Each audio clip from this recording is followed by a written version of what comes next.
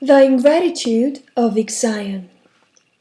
It was Hera's constant wish that by her conduct she would show both gods and men what a good and serious wife should be. Her dignity and devotion to Zeus were known to all, and for this reason everybody treated with great respect. All that is except one who tried to make his own her. His name was Ixion. Ixion was a cruel king in the land of the Lapids. He committed so many misdeeds that both gods and men combined to drive him out of his country. Ixion fled, but nowhere could he find shelter. As soon as he came across mortals, they would drive him away with stones and clubs, and whatever he sat down to regain his breath in some deserted spot, a god would appear and cast him out. There was not a soul who would take pity on cruel Ixion.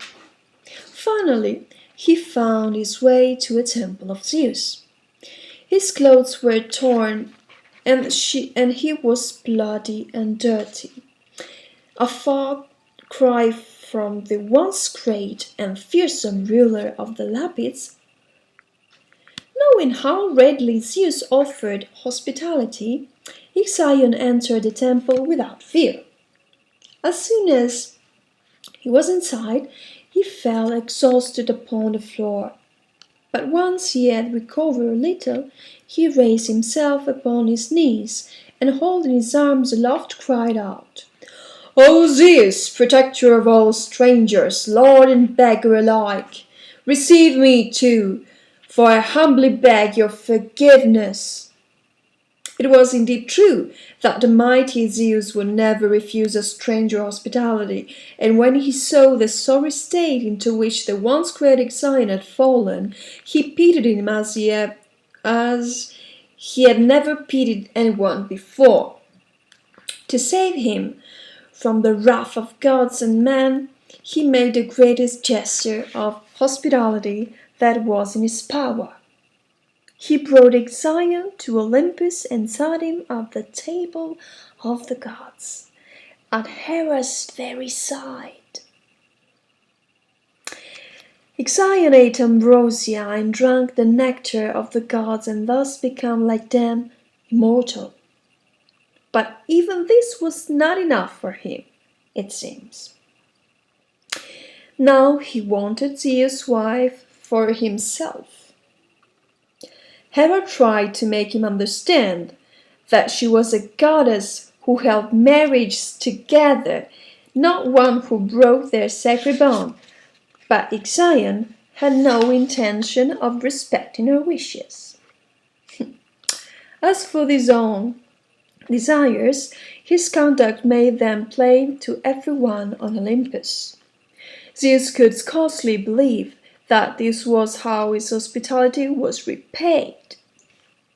Curious to learn the extent of Ixion's ingratitude, he transformed a cloud, Nephil, into the shape of Hera. Thinking that Nephil was Hera itself, Ixion made her his own, and she even gave birth to a child.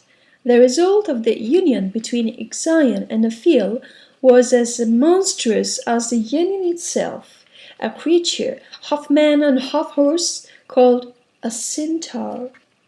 After having showered such hospitality upon Ixion, Zeus could hardly let his gratitude go unpunished, so he called for Hermes and ordered him to catch Ixion and tie him with snakes to a wheel and to place fire beneath it.